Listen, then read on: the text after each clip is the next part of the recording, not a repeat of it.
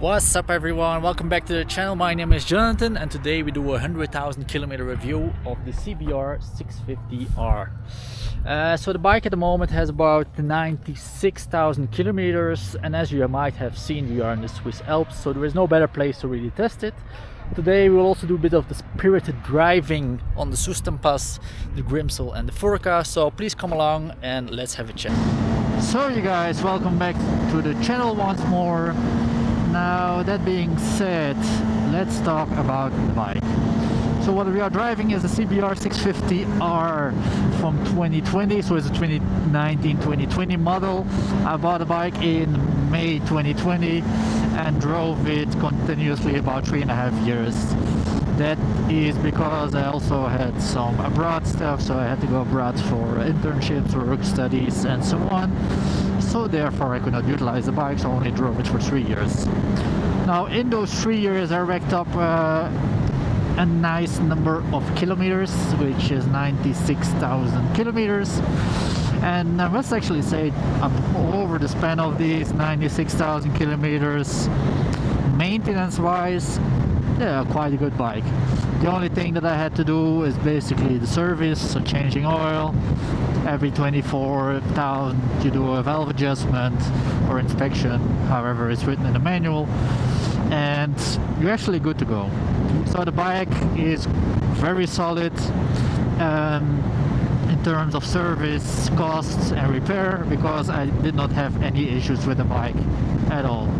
I have seen on forums that certain people with this exact model have issues with the rear bearings, that they have to replace them because they keep failing. Now I am quite lucky, apparently. I mean, yeah, what do I say? Apparently there is no issue with my bike, so that's good. Also I saw that there were some runs of the CBR650R which had issues with let me first focus. Some issues with rust. Now rust on this bike, okay, yeah, it has 96, so there is a little bit of sign of rust, but it's mainly the exhaust, and overall I would say it's as good as nothing. Now furthermore, in terms of maintenance, what you actually basically just have to do is every 6,000 kilometers or 6 or 12, I mean, you can mix it a bit. Every 6 to 12,000 kilometers you change the oil. Every 24,000 you do a filter, an air filter. So yeah, it's not rocket science. If you just follow the manual in the book, you're ready to go. A chain lasts about 25,000 kilometers. Tires, currently I'm running the Bridgestones. Which ones am I running? I think it's the T31s or the T32s. But the T series is actually quite good. The reason being they last, you can do very good spirited driving. With it you can lean very well on the corners. Okay, you have to warm them up, but I mean, I think that's with every tire at the moment. So therefore there is nothing that much. So about the monthly cost for maintenance, I would say at 200 euros, and you're basically good to go to yeah, just drive and enjoy the bike. Now in terms of travel, later down the line on the channel I also would like to do the travel videos with it. I mean, I have done already travels with this bike. I went from Switzerland to Greece, back to Romania, Czech Republic, and I'm back. Also went once from Belgium to Spain, back to Belgium. So the bike can handle it. Also for me it's quite comfortable, but I have the advantage that I have quite long arms, so I don't have to sit like really far forward. So kind of blessed with that. Yeah, and as long as you're not doing highways, your bottom is not gonna hurt too much. So yeah, for travel I would say it's a perfect blend of sports and touring. It's also technically a sports touring bike, but I always miss if you go to travel and you have a touring bike that it's not that easy, or you cannot do like a very sporty driving, because there is not a good suspension setup with those touring bikes. Very often they're also very heavy. I mean, this one is also heavy, it's 200, I think 15 kilos. But overall I would say the bike is quite well for travel. Now, what I was gonna say, because we were talking about suspension, in my opinion, if you would track the bike, or if you just bought the bike and you want to keep it for a while, please change this suspension out, because I'm still running stocks with the stock suspension. I mean, everything works, but okay, I'm blessed here in Switzerland, the roads are quite well. If you go abroad, that's often not the case anymore. So if you want some comfort, or like some better driving experience, also handling in the corners and so on, it's always good to swap those out if you really like the bike and you want to keep the bike. Now,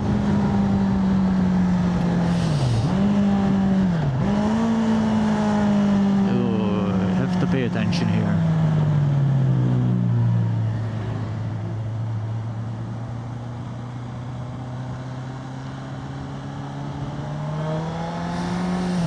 My most favorite corner is coming.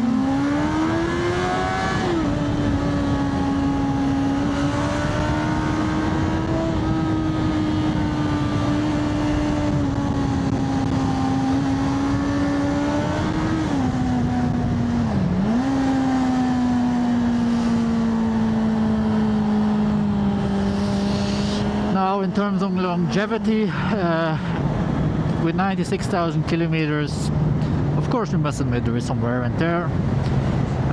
If we look at the body panels, okay, this one I made a mold of it for a carbon fiber part, so therefore the stickers are also gone.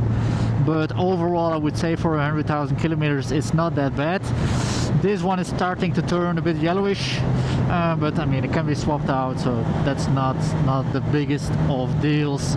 Also scratches and so on. But overall I would say, I mean, the body panels are not that bad. And it's also actually one of the goals for me during these series, or just on the channel in general, to maybe make carbon fiber panels, also do custom wraps and so on, because it's not the most beautiful after 100,000 kilometers, so why not make it beautiful again with some vinyl wrap. Now, back to the tire discussion. The reason why I'm actually running these Bridgestones T series, which is actually a touring series, is because, I mean, in summer I'm driving weekly 1,000 kilometers.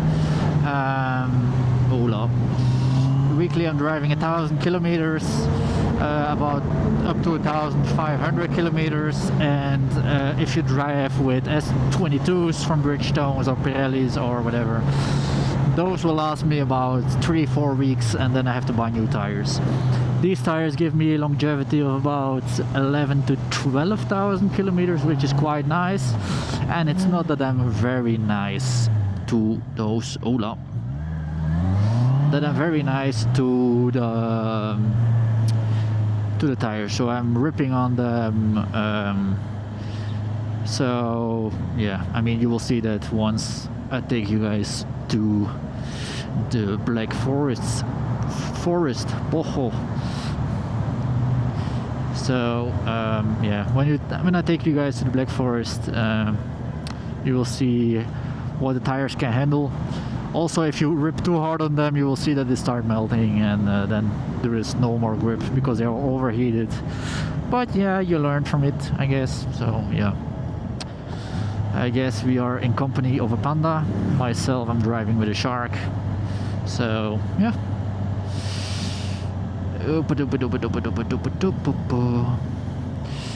And in terms of how long do I think the bike will still drive, I mean, that's always the big question. I hope to keep it until next year. next summer, because I was looking for an S1K or an S1000RR or maybe the M1000RR. I know it's quite a big step up from this.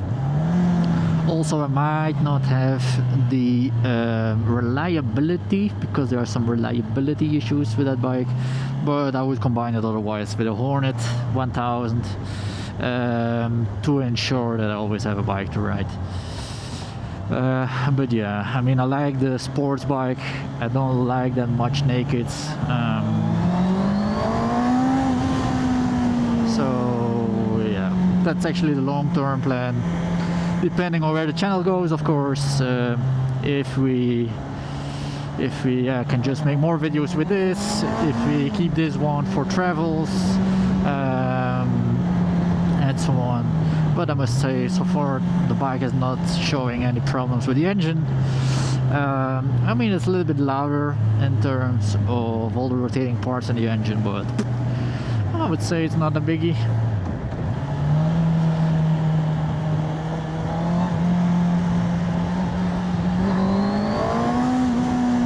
Wet tires, no bueno in the corner.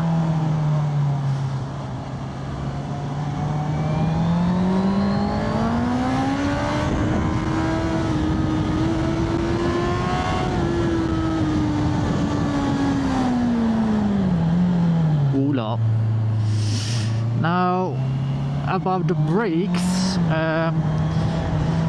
the brakes are stock, they are okay, they're quite good. They also don't overheat if you push your bike like non-stop for an hour or something, so that's good. On the other hand, I think the brakes, the original brake pads, are way too expensive for what they are. So currently I'm driving with Brembo brake pads. They will last a little bit, I mean, shorter, they will not last that long, but I mean, they're, I think, a third of the price. I don't know why Honda brakes are so damn expensive, but yeah, I mean, I like the Brembos, they're quite good. So yeah, overall I have no complaints about that. Ooh.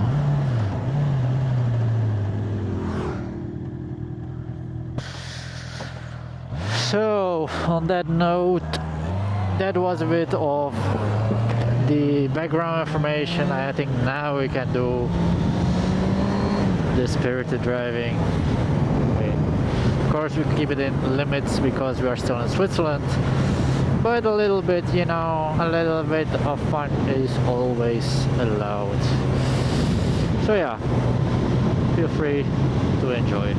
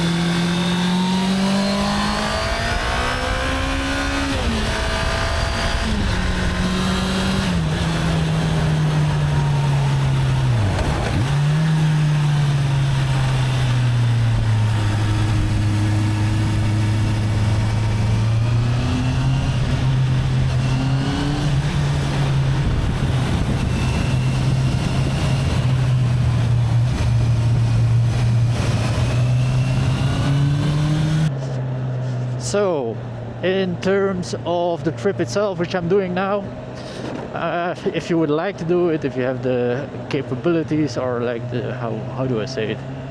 If you're able and you have time and you are in this location and you want to do it, you have to plan about 1 hour per pass, I would say. It's not that it takes you an hour, but if you want to enjoy the scenics, take a break, eat something, it's a good idea to take an hour for each. Then you don't have to rush through and get any fines. So yeah, let's go to the top of the mountain.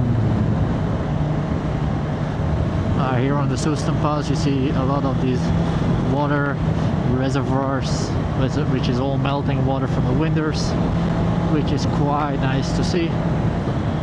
I would not want to swim in it because it's probably very cold, but anyhow, shite, my helmet is still open.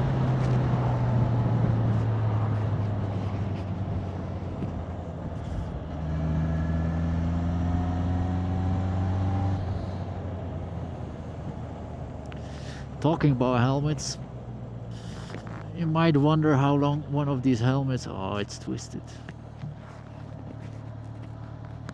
Anyway, you might wonder how long one of those helmets actually lasts. I mean, from production standpoint, they say for the plastic ones or the polycarbonate, whatever it's called ones, it's about 5 years.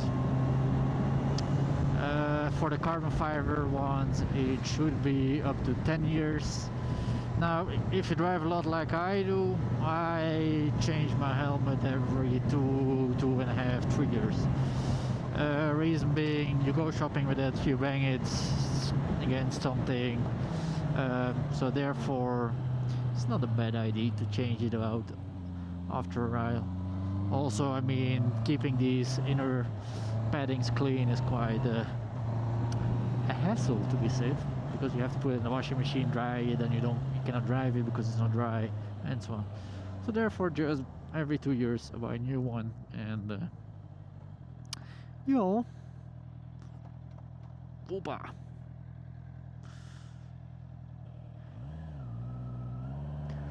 Now,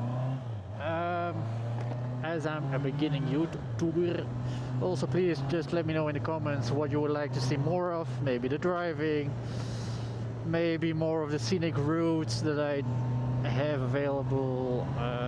Yeah, travel tips that will come later. There is something planned, I don't know if I will be able to fulfill it. But yeah, travels and so on. So if there's a certain topic you guys are interested in, please let me know in the comments down below. Also, don't forget to like and subscribe and turn on the notification bell, of course. But in the meanwhile, also just enjoy the views. People coming with Ferraris up, for example. Very, very nice.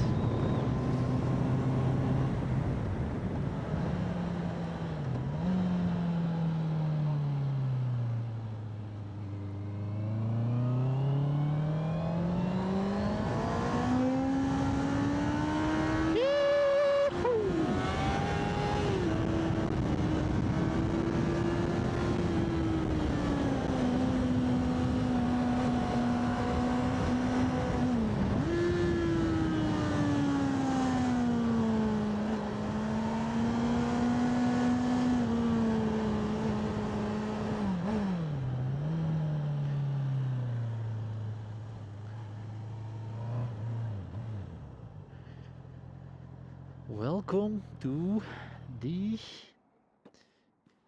Grimsel Pashöhe. Let's see the snake.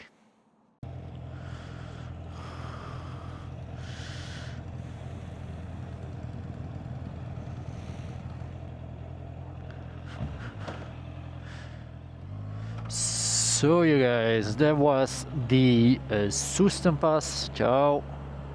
Just had a talk with a lovely chap. So that was the Soestem, what do I say? Grimsel So yeah, that was Grimsel Pass, and now we continue to the Furka. The Furka is about, I would say, that's not even 20 kilometers, maybe 10 kilometers from here. So you just have to go through the valley over there. It's very nice, so please watch the full trip there, because I mean that's my favorite part actually, because you can see from here the Furka, more specific the Belvedere Hotel, and yeah, the only thing you have to watch out for if you come here is the police, because in this part between these two mountains there is, I mean, a 90% chance that you will have police waiting somewhere, if it's around the corner or something. So yeah, just check your speed a little bit, I mean, and then you should be all right. Oh. Also, the street is not that even, and this is, if you come back to the point of the suspension which I was talking about, that's why you would have to figure out a different setup. I have not seen a different setup. Maybe you can change the oil or spring or whatever, but that would be one of the recommendations, because it's way too soft in the front. The back you can stiffen up, but the front is too stiff, which sometimes makes it uncomfortable for driving.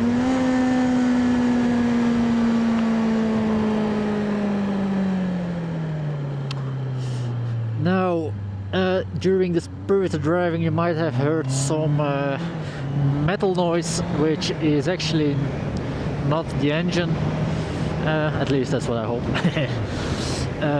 But it is, in my opinion, the chain.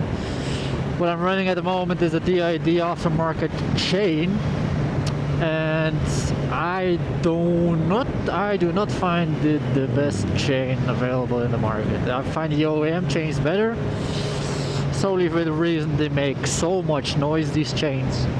And it's not because I don't oil it, because I do it weekly, so it's sub 1000 kilometers, and if it rains I do it more often, and even with oiling, I mean, no offense to DID chains, but they are still quite loud. So yeah, now we will also see how long this chain lasts. Normally it should last another 5k, but I mean, that's up to the chain itself.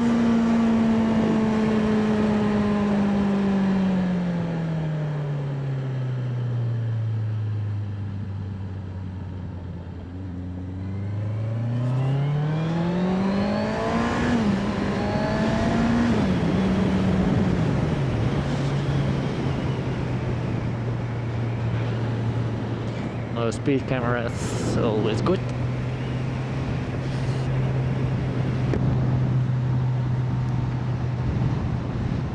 I think since last year they repaved this, it's so good. Hola, don't step out on me.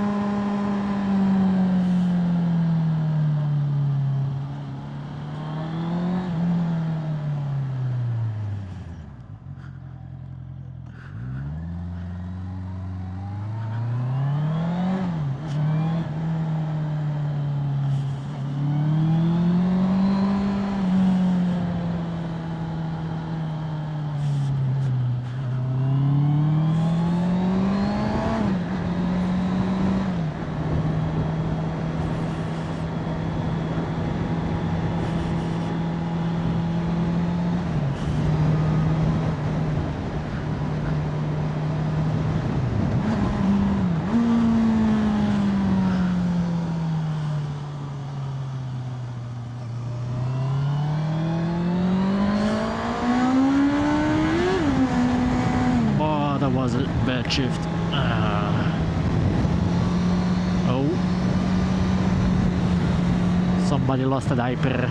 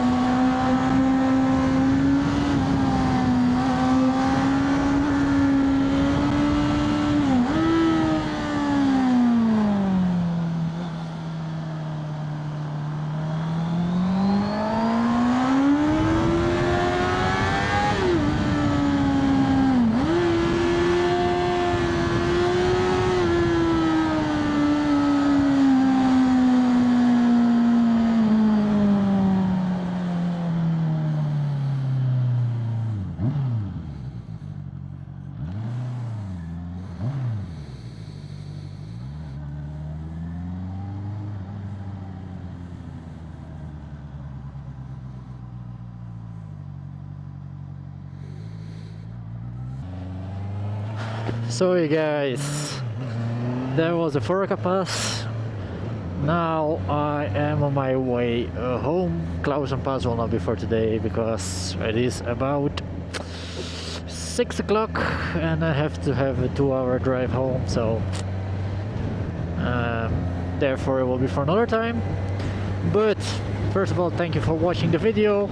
Please like, subscribe, ring that notification bell, and then see you in the next one. Ciao.